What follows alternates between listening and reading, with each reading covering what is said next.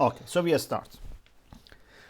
بسم الله الرحمن الرحيم لا حول ولا قوة إلا بالله العلي العظيم الحمد لله رب العالمين وصلى الله على سيدنا محمد وآله الطيبين الطاهرين اللهم صل على محمد وآله لا سيما بقية الله في الأراضين أجل الله تعالى فرجه الشريف اللهم أخرجني من ظلمات الوهم وأكرمني بنور الفهم اللهم افتح علينا أبواب رحمتك وانشر علينا خزائن علومك برحمتك يا أرحم الراحمين. Alhamdulillah, we have tawfiq to continue our study of Sharh al-Manzumah, and we start the second Faride, the second section of the book, and then the first part. So this is al-Ghurratul Ula from al-Faridatu Thaniya. It is about مواد ثلاث. مواد ثلاث. You remember we had this in previous books, that between subject and predicate there is a relation. Whenever we say A is B, this statement, this proposition has subject, predicate, and there is a relation between this subject and predicate that sometimes we affirm and sometimes we negate. For example, sometimes we say al-insanu mawjudun, and sometimes we say al-insanu laysa bimawjudun. Al-insanu mawjudun means that relation between mawjud and insan, between predicate and subject, is affirmed. Al-insanu laysa bimawjudun means that relation is negated. In logic, they say that there is a quality, a kayfiyya, quality for this relation. Sometimes it is daruri, necessary. Sometimes it is mumtane, it's impossible. And sometimes it is neither daruri nor mumtane, neither necessary nor impossible, means mumkin. It's contingent. This is called maddatul qadiyya. This kayfiyyatun nisbah. In reality, it's madda, which is in general three. We can, make it more detailed, but three major ones: al-darura, al-imtina, al-imkan. In mantiq, we also learn that sometimes the speaker brings also a linguistic term to indicate madda. For example, it says al-insanu mawjudun bil-imkan. This bil-imkan is mentioned. Even if it was not mentioned, there was a nisbah between insan and mawjud, and we know it is imkan. It can be other things in some other places. Allah mawjudun, it is zarura. Sharikul bari mawjudun is mumtana. But that is in reality fi nafsul amra. But now, if something is mentioned to indicate that, it is called jahatul qadiyya. So al-qadaya al-muwajjaha are those propositions in which something is mentioned to indicate kayfiyatun nisbah. So jaha indicates maddatul qadiyya.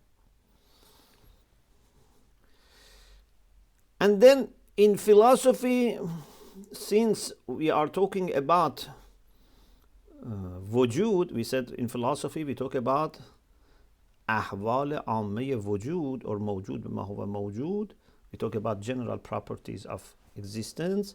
Therefore, for us, it's not that every subject and predicate are important. For us, what is important is when we talk about wujud. So we say al-insanu mawjudun or zaydun mawjudun, al-baqaru mawjudun. So when موجود is محمول and وجود is ماهیه or واجب الوجود, etc.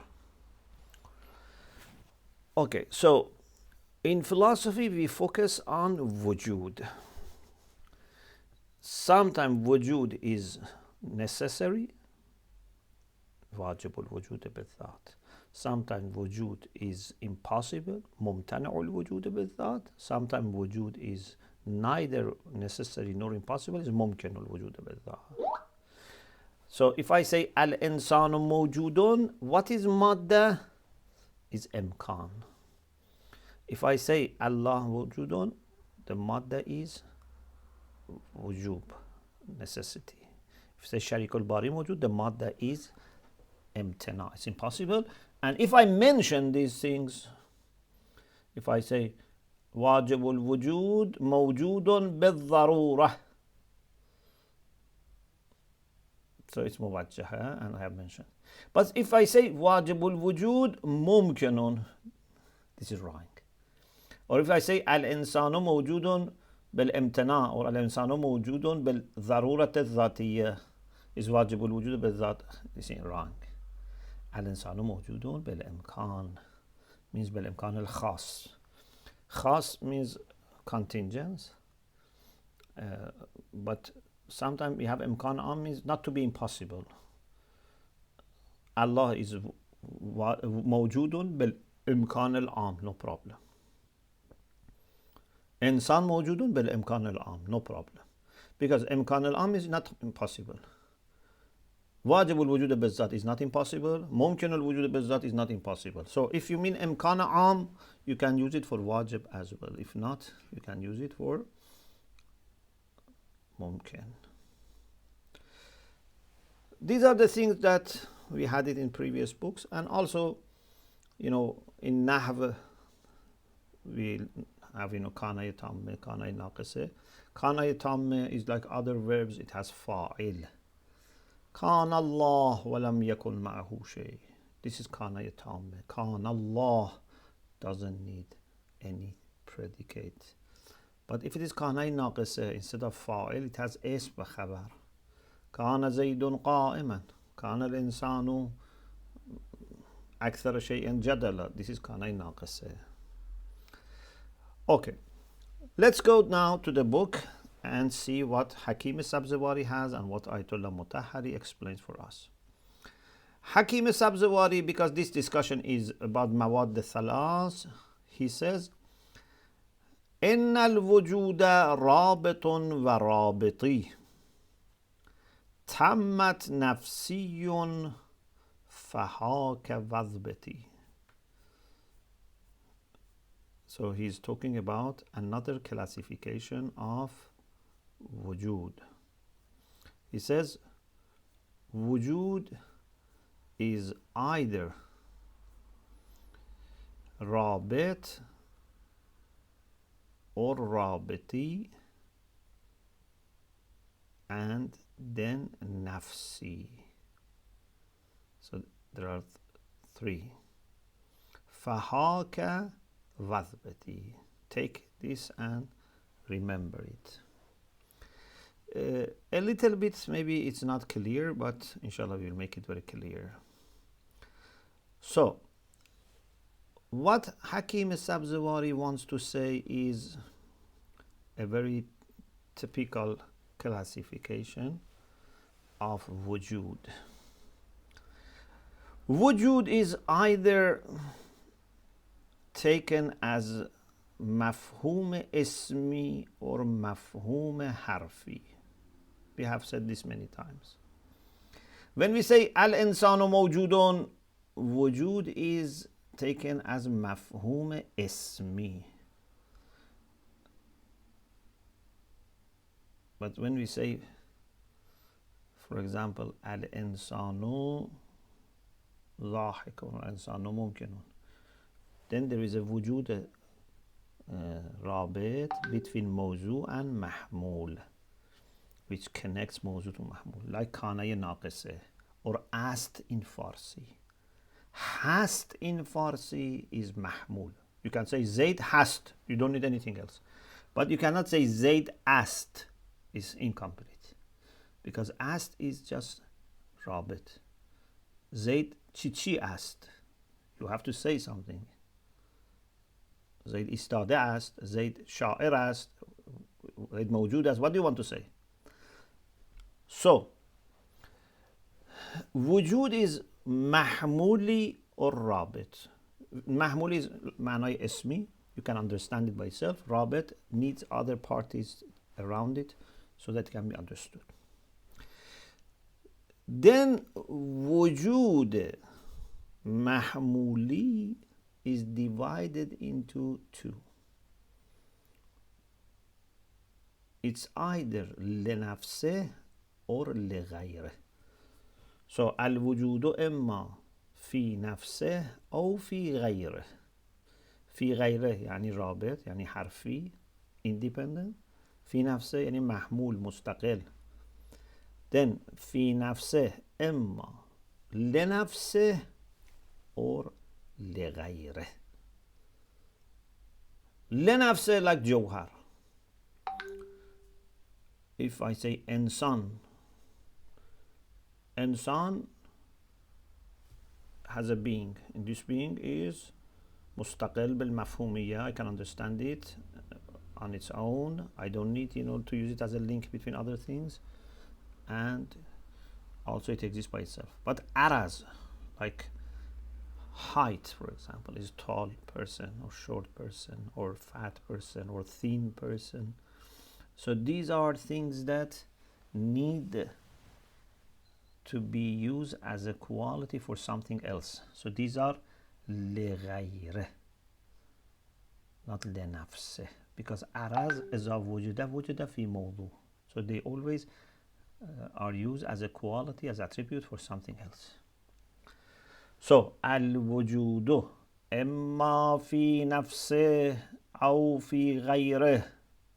If it is في غیره, we call it رابط, is حرفي, independent. If it is في نفسه, it's مستقل اسمي, then it's either لنفسه, so it means في نفسه لنفسه, or في نفسه لغيره. في نفسه لنفسه is like جوهر, like إنسان. في نفسه لغيره like عرض, like color, for example. Then في نفسه لنفسه, sometimes it is existing by itself and sometimes because of something else. في نفسه لنفسه بنفسه is واجب الوجود. Allah subhanahu wa ta'ala. في نفسه لنفسه and بنفسه.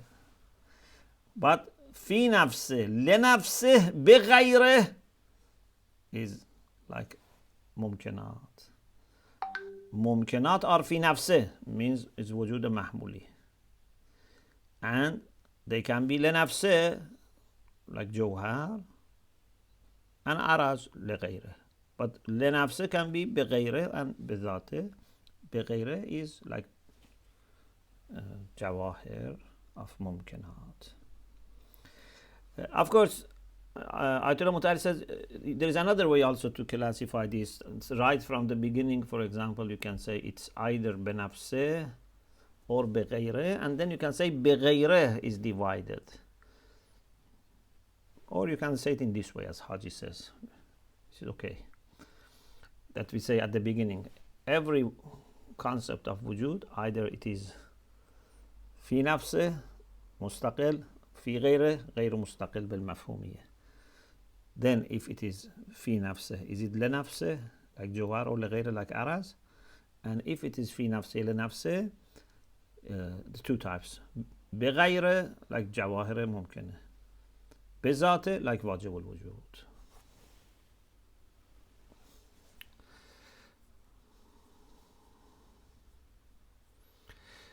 Ayatummah Mutahhari says in logic they have a terminology.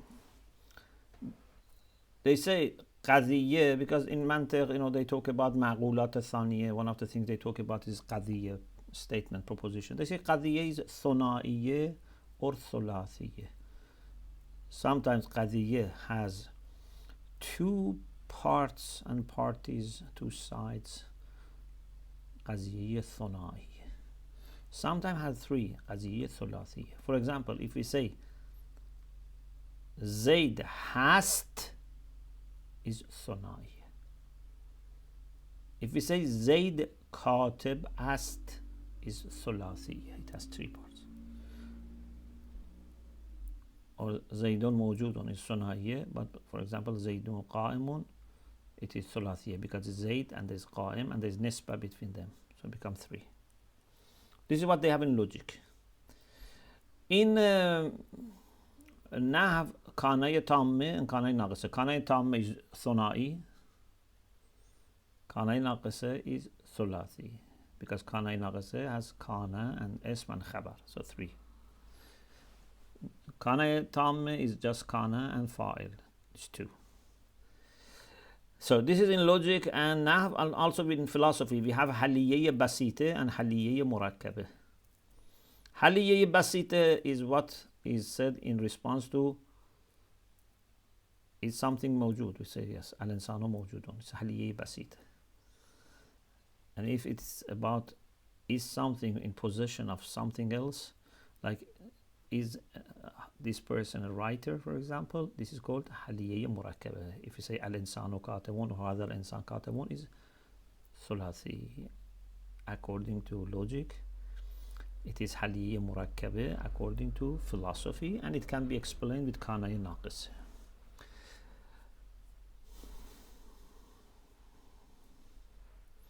So Ayatummah Mutahhari says in logic they consider the zehni and mental part, and in philosophy they consider the existential side, and in nahv the linguistic side.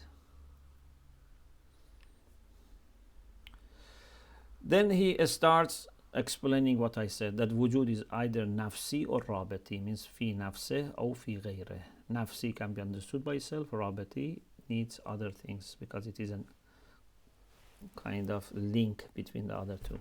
Like min, sirtu min al-Basrata ila al-Kufa. Min cannot be used on its own. You have to have sirtu Basra or something similar to sirtu and Basra so that this can come. And then fi nafse is lنفسه or غیره, and then لنفسه is بنفسه or غیره. So he mentions a few more couplets of the poems by Hadi Sabzewari. لأنه في نفسه أولى وما في نفسه إما لنفسه سما أو غيره والحق نحو ایسه في نفسه لنفسه بنفسه. So wujud is either fi nafseh or not. And then if it is fi nafseh, it's either لنفسه or لغيره. And when we come to wajib al-wujud بالذات, we say the type of existence. Eis means existence. نحو ایسه means نحو وجود is this. في نفسه لنفسه بنفسه. في نفسه يعني is اسمي مستقل بالمفهومية. لنفسه means it's not aras. بنفسه means it's not created. قد كان ذا الجهات في الأذهان وجوب امتناع امكان. So there are three jahat in mind possible. Of course, jahat is when it is mentioned in lafz as well. Madda is in reality, but expression of that is by jahat. Wujub, imtina, imkan are three jahat for qadiyya.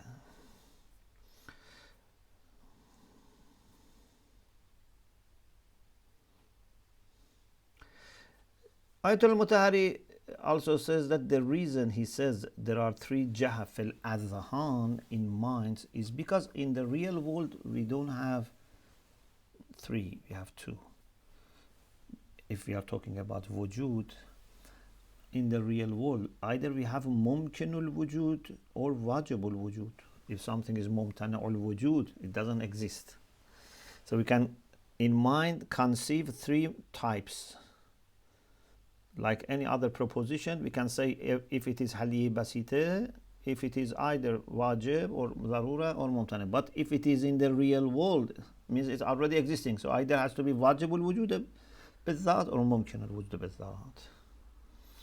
ممتنع الوجود بالذات cannot be in the real world. And then he says these three don't need definition. وهي غنية عن الحدود. These مواد ثلاث, they don't need حدود. حدود is plural for had. You remember had and rasp. We said that mantiq has two subject matters, al-mu'arrif wa al-hujjah. You remember? We said mantiq has two subject matters, mu'arrif wa hujjat. Mu'arrif about definitions, had and ras, which is used for tasawwurat. Hujjat means istidlal, reasoning, which is used for qadaya. Very beautiful, yeah? So tasawwur and tasdiq, and then what relates to these two make mantiq. So مواد ثلاث غنية عن الحدود. They don't need had, they don't need definition. ذات تأس فيه بالوجود. They do تأسي, they follow wujud as their uswa. Remember we said wujud is also badihi. He said مفهومه من أوضح الأشياء وقايته في بعد الخفاء. We said wujud does not need definition, and indeed we cannot define it, because whatever we want to use as definition would involve wujud again and becomes a vicious circle. And there is nothing more clearer than wujud. Here also, if you want to define mumkin, you have to use zarura. If you want to define zarura, you have to use mumkin, and it becomes vicious circle. So he says they don't need definition.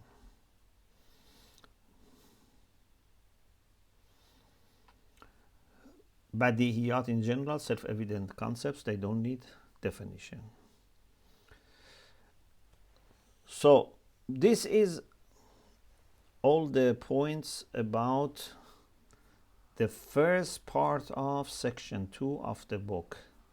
About مواد ثلاث, we talked about جهات ثلاث, we talked as linguistic expressions of that, we talked about logicians classification of قضية into ثنائي and ثلاثي, we talked about نحويون's classification of كان into تامًا ناقصة, we talked about philosophers classification of حلية into حلية بسيطة and مركبة. And then we said when we have وجود as محمول, means وجود is مستقل, so it's في نفسه. If وجود is as نسبة and رابط, then it is not مستقل, is في غیره. And then the wujud which is fi nafse is either existing for itself or it's a quality for something else. So it becomes لنفسه or غیره. And لنفسه is either existing by itself or by a cause. So it's called بنفسه or بغیره. Alhamdulillah, this discussion finished. I want to remind you also of something that I'm sure you remember, but there is no harm.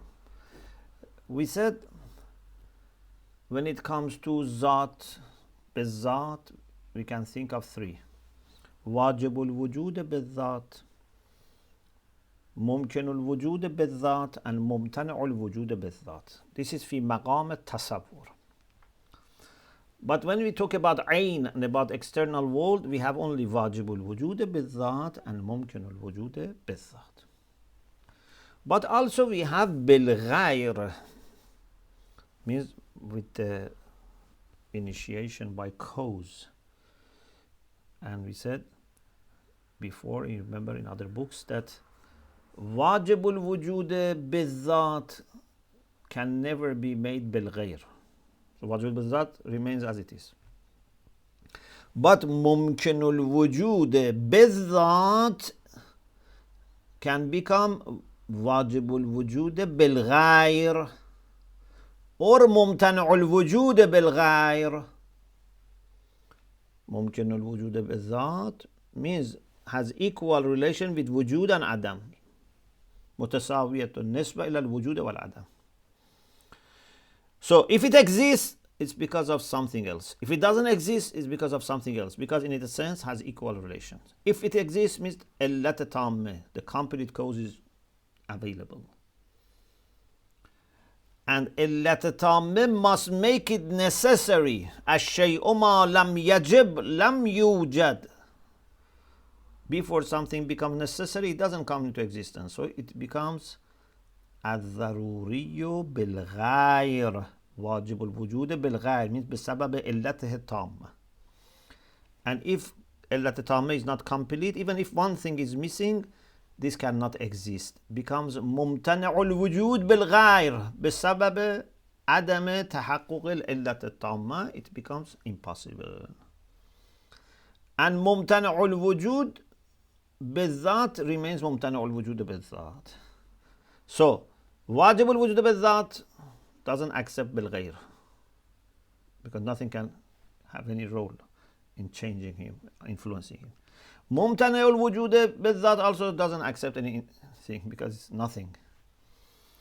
ممكن الوجود بالذات can be واجب الوجود بالغير or واجب الوجود ممتنع الوجود بالغير.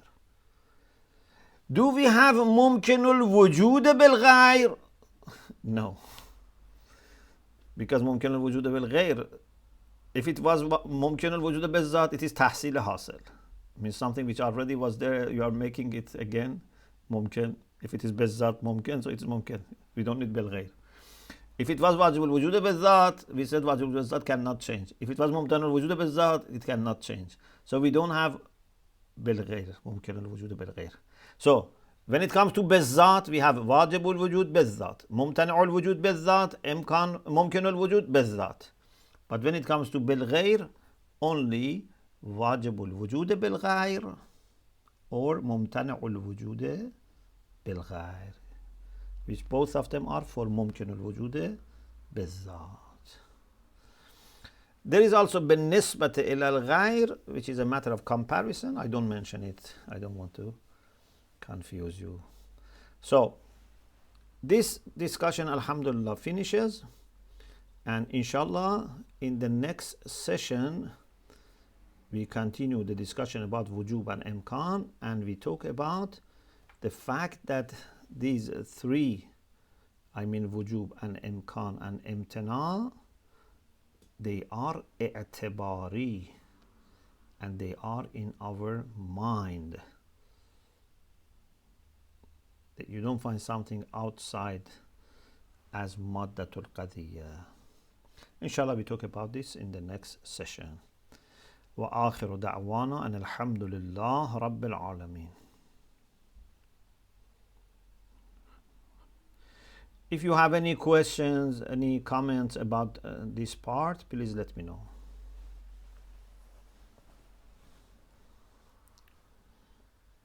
Was everything clear?